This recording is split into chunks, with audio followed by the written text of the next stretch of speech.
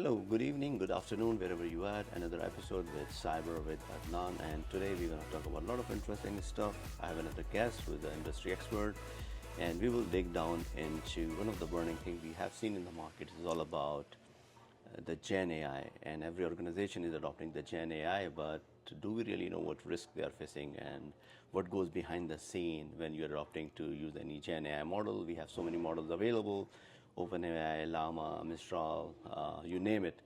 I was looking and doing some research on the internet, and I found there are more than 100,000 models available. And that was just yesterday. Yes, exactly. So everybody is coming up. Even I heard in the news yesterday, OpenAI also launched some of the open source one. So companies are going toward more innovation. They want to adopt it, but at the same time, it's going to bring a lot of concern around this risk and the security issues associated with that. So this is a topic we have. So before we get into the topic, I want Keith to introduce himself, and then we get into the topic. So go ahead, Keith, You got introduce it. yourself. Yeah. Thank you. Keith Franco. I'm a virtual CISO and security architect working with Format Cyber, where we provide advisory services as well as offensive security and a number of other related cybersecurity and compliance services. The past couple of years, we've been increasingly getting requests from our clients and getting increasingly involved in AI, generally the generative AI, like Adnan had previously referenced. We know that there are a lot of adoption going on about the generative AI tools. There are a number of tools available. So let's talk about, because every organization is wanting to use, but usually it's more towards organization which they are dealing with a lot of sensitive data. One example could be a banking industry. Yep. Or even healthcare. Yep. Right.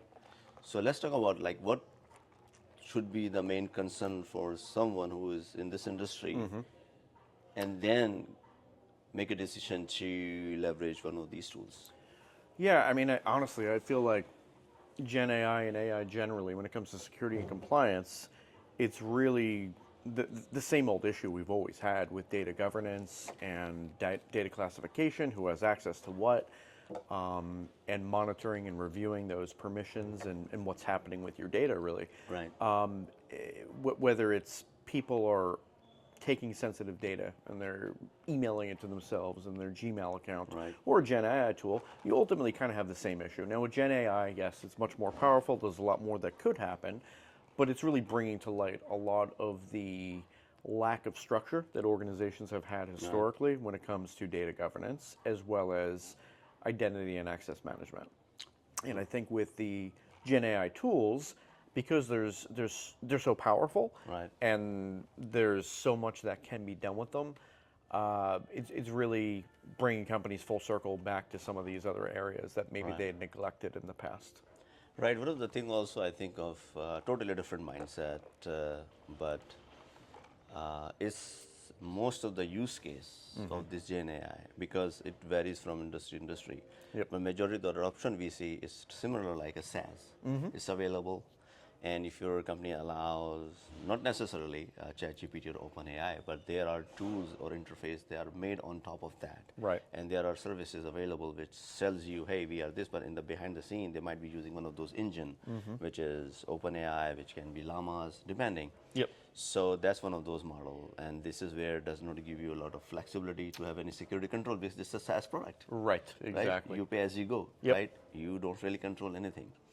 Versus when it comes to those more of deployment where you want to have one of these model, which is a case of we can say hybrid, sort of. You bring one of these model and then you put the data. But the gap is again then how do you make sure, because you are putting all the data into those and then learning it, and how do you make sure what data is going? So these are the risks basically are there, right? First, do you really have a plan or program where you can only this kind of data can be ingested? Right. Right? Goes back to you're talking about governance. Yes. So governance comes first, in my opinion, of course your opinion, right? Yeah, well, I would say even to your point about it being hosted, it brings to light the whole third-party risk management program in your organization too. So if you're using one of these services, you really need to thoroughly review their terms and conditions, their data security, their data privacy policies, and ensure that everything is in alignment with your own internal policies. And I think even more broadly, another issue here, it's the old shadow IT, which then evolved into shadow SaaS, Shadow and AI. has now evolved into shadow AI. Yeah. But really, it's all Pretty much it's the all same. the same Yeah, crap. if you're in the industry for so ultimately. long. Right. Yeah. You know, it's just how well are you monitoring and controlling your employees' ability Right. to procure new tools, whether Right. they're traditional software or AI or SaaS or something in between. Right, right. No, absolutely makes sense. And this goes back to the same thing where we're talking about the risk, right? So again, these kind of programs, if you have, so when it comes to AI, you really have to be specific to AI. A regulatory industry, a company, of course, they will have the information security policies and information security program.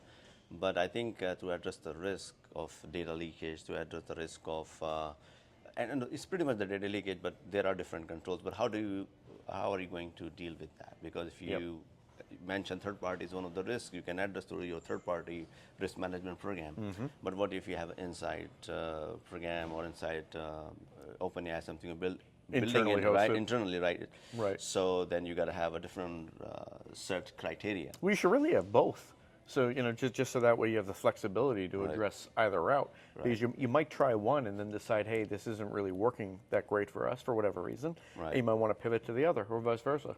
Right, and the way these LLM work is very complicated. It's not like you're putting your data into the OneDrive or database, because everything goes into this system through a UI. Then is your UI secure? That's another risk on the application level. Yep. And then there's something called where you can put your own data, which is RAG, and if you upload a file, it will scan the file and give you the output. Right. But what if that file is malicious? Right. Yeah. Well, So those, right? So what are those you feeding it? What are you feeding the tool that's going to have an impact Right. on what it feeds back to you? And another risk is about the output, because it's still, if I was looking at some of the ratings of this model, how secure they are, and it depends, but they use a baseline of this stuff, right? So so if you know really how to play around with that, it can give you the output which is not supposed to be. This is an ongoing thing. Right. So this really can be very significant for an environment which we are dealing with: credit cards, personal identifier information, or banking records. So that's an ongoing issue that needs to be addressed. Absolutely. I think another area too that maybe doesn't get as much attention though is the ethical use of these tools. Okay. How are the employees leveraging them? A lot of people are just thinking, hey, I want to use, Copilot or ChatGPT to write a more professional sounding email, Right. make sure that there's no typos or grammatical errors, and to be able to do it much more quickly.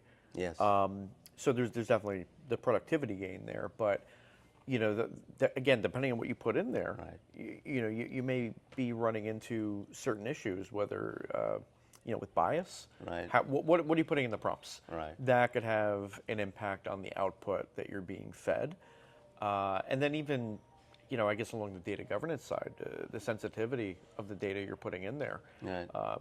If you're working with clients that are providing your org with intellectual property, probably don't want to be feeding that into a Gen AI tool. Exactly. So there's a big ball of wax here. And, And this is where it goes to the conversation. Okay, do we have enough visibility? How Right. are you going to, which we call in the terms of data leak, is how are you really scanning the data? What kind of input is being done, and when it's going to spit out or giving the output, or really monitoring it? Because what if it spit out the credit card number or Right. social security number? How are you going to block that? Exactly. So a lot of, I think, solutions are there. But I don't know how good they are, because everybody claims to have that. But I think it's learning that in my opinion, the best way is just to adopt it slowly, gradually, Yeah. and make sure you have enough monitoring, especially when you go to the public interface Oh, yeah. of applications. So test, and test. It's a layered approach too. Right. I think again you got to start from ground one, your basic, fundamental CIS controls. Right. Again around data governance, identity management, monitoring, like you Right. said. What do people have access to? What are they doing with the data? Exactly. Creating triggers and alert thresholds. Right. So when people are accessing sensitive data, you're at least getting a notification about it, or maybe a weekly report. You can begin to learn the patterns of behavior and data access. All right. And that'll give you more insight into potentially how people are going to leverage these tools. Perfect. All right, guys. So this is the topic we want to talk about the risk. But again, if you have encountered some other risk and you might have seen, please let us know in the comments. But that is the topic we want to discuss on this. We wanted to keep it short. Gen AI risk associated. I hope if you like it, let us know. And in the future, I can cover more topics. We literally can go to in-depth session where we can talk about red teaming of LLM and all those geeky stuff. But again, wanted to keep the very high level for this one. If you get a good feedback, we can dive deep. And if you're interested, stay tuned. And in the next episode, we're going to talk about a pretty interesting topic, which is very cybersecurity operational, where companies ended up having a lot of tools, and that's the challenge, because you don't want to have a lot of tools for one individual piece. So stay tuned for the next episode. So thank you, Keith, for this one. Thank you. And then Thank we'll you, see you in the Adnan. next episode. Thank you. Looking forward to it.